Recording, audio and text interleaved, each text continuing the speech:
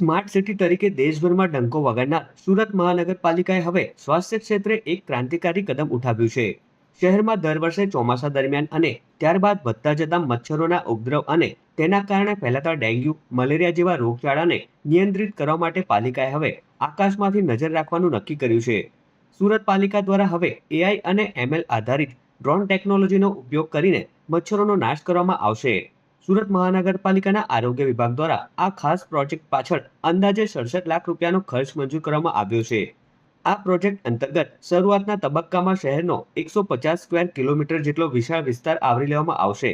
અત્યાર સુધી પાલિકાના કર્મચારીઓ ઘરે ઘરે જઈને અથવા ફોગિંગ મશીન દ્વારા મચ્છરોનો નાશ કરવાનો પ્રયત્ન કરતા હતા, પરંતુ ગીચ વિસ્તારોમાં આ પદ્ધતિની મર્યાદાઓ હતી.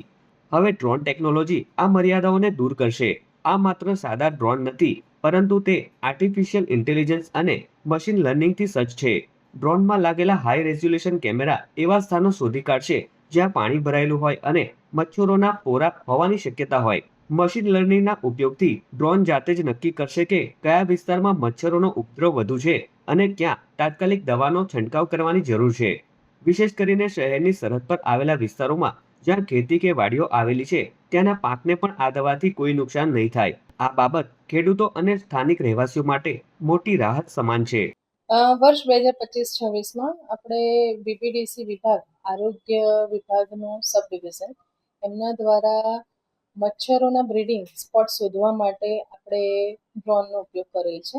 એ એઆઈ એમએલ બેઝ ટેકનોલોજી છે અને આ ટેકનોલોજીના ઉપયોગથી આપણે જ્યાં જ્યાં વોટર લોગિંગ સ્પોટ્સ હશે, જેનાથી આપણા આખા સુરત શહેરમાં મોસ્કીટોના બ્રીડિંગ થઈ શકે અને મોસ્કીટોનું ન્યુસન્સ થઈ શકે, તેને અટકાવવા માટે ડ્રોન દ્વારા આ સ્પોટ શોધવામાં આવે છે.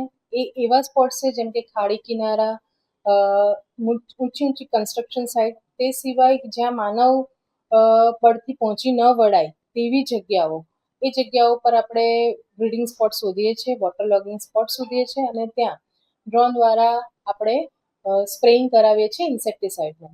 અને જંતુનાશક દવાના સ્પ્રેઇંગ પછી આપણે એમાં ફરીથી લાર્વલ ડેન્સિટી ચેક કરીએ છીએ કે જેથી કરીને બ્રીડિંગનો નાશ થયો છે કે નહીં તે પણ ચેક કરી શકીએ.